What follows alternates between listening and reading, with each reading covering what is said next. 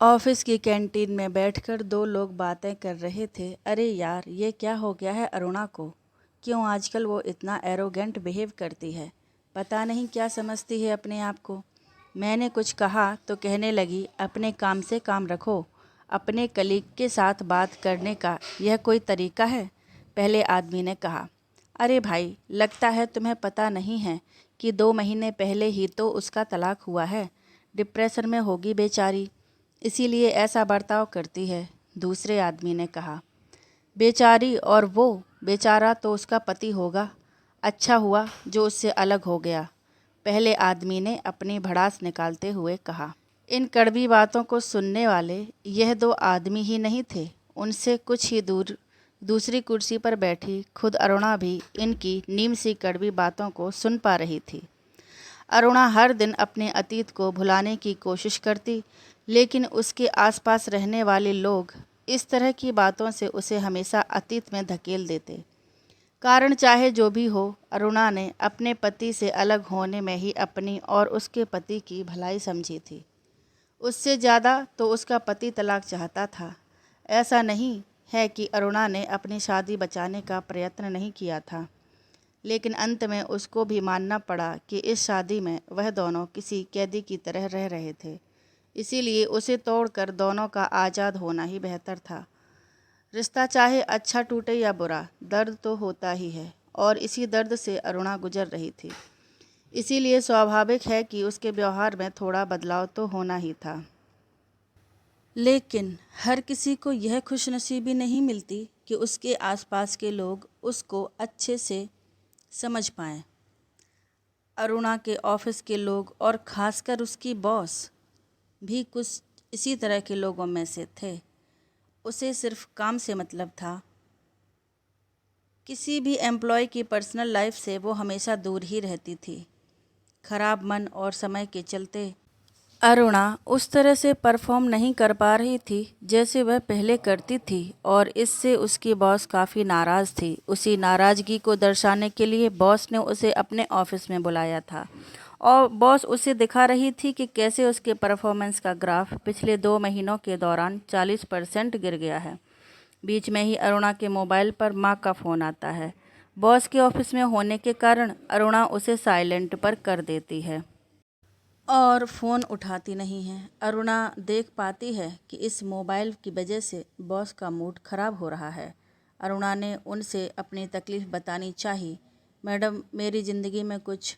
Boss बीच में ही बोल पड़ी। हाँ हाँ, मुझे पता है तुम्हारा तलाक हुआ है, लेकिन तुम भी अच्छी तरह से जानती हो मुझे यह बिल्कुल पसंद नहीं है कि कोई अपनी पर्सनल लाइफ को प्रोफेशनल लाइफ में लेकर आए।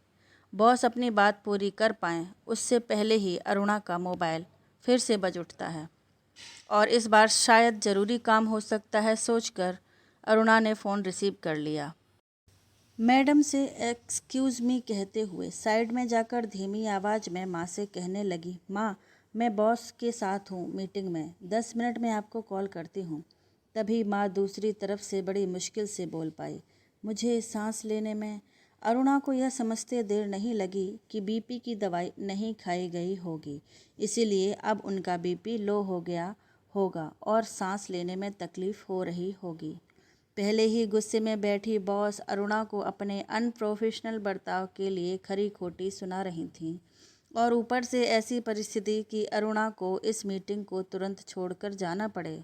अरुणा ने वही किया जो उसे करना चाहिए था। वो अपने बॉस को सॉरी बोलकर तुरंत माँ की हेल्प करने दौड़ पड़ी, ये जानते हुए भी कि शायद इसके परिणाम स्वरूप उसकी नौकरी भी जा सकती है। टैक्सी में तेजी से घर की तरफ जा रही अरुणा के दिमाग में कई विचार चल रहे थे, जैसे कि माँ को कुछ हो तो नहीं जाएगा, मेरे पहुँचने तक वो सरवाइव कर पाएंगे या नहीं। ऐसे वक्त में ये सुभाष कहाँ चला गया होगा। वो सुभाष को 2-3 बार फ़ोन कर चुकी थी ताकि वो अगर नज़दीक हो तो मेरे पहुँचने तक पहले पहुँचकर माँ को दवाई खिला सके, लेकिन वो फ़ोन नहीं उठा रहा था। फिर वो मन ही मन भगवान से माँ की सलामती के लिए प्रार्थना करने लगती है। 25 मिनट बाद जब वो घर पहुँचती है तो दौड़ी दौड़ी घर के अंदर जाती है। माँ लगभग अधमरी सी एक एक सांस के लिए तड़प रही थी। अरुणा उन्हें पानी और दवाई पिलाती है, बेड पर आराम से लिटाती है और उनके पास बैठकर उनके हाथ और पैर दबाती है, जिससे उन्हें थोड़ा आराम मिले। आधा घंटा बीतने के बाद माँ को अब अच्छा महसूस होने लगता है। माँ अरुणा की ओर एकटक देख रही थी। उनकी आंखों में आंसू थे। अरुणा ने उनके आंसू पोंछे और उन्हें रोने के लिए मना किया। माँ ने कांपती हुई आवाज़ में कहा, अरुणा, आज अगर तुम नहीं आती तो मैं। अरुणा ने उनके मुंह पर हाथ रखते हुए कहा, कैसे नहीं आती? माँ तकलीफ़ में हो और बहू ना आए, ऐसे कैसे हो सकता है भला? अरुणा, तुम बिल्कुल नहीं बदली। तुम अभी भी वैसी ही हो जैसे पहले थी। मैं सोचती थी तलाक के बाद सब बदल जाएगा। माँ ने अपने मन की बात अरुणा को बताई। अरुणा ने कहा, माँ, मैं बदल जाऊंगी ऐसा कभी मत सोचना, क्योंकि मेरा तलाक आपके बेटे से हुआ है, आपसे नहीं। और हाँ, जब भी ज़रूरत पड़े आपके एक कॉल पर मैं हमेशा आपके लिए हाजिर रहूँगी। तब तक सुभाष भी ऑफिस से घर लौट आया था। माँ को बेड पर और साथ में अरुणा को देखकर सुभाष जल्दी से दौड़कर उनके पास आया। माँ को क्या हुआ है, उसके बारे में पूछने लगा। अरुणा ने सारी बात सुभाष को बताई और माँ को खाना खिलाकर दवाई देने के लिए कहकर जाने लगी। सुभाष ने अरुणा से कहा, शुक्रिया, तुमने मेरी माँ के लिए इतना कुछ किया। अरुणा जाते जाते सुभाष से कह गई, कुछ रिश्तों के नाम नहीं होते, लेकिन कुछ रिश्ते दिल से भी निभाए जाते हैं।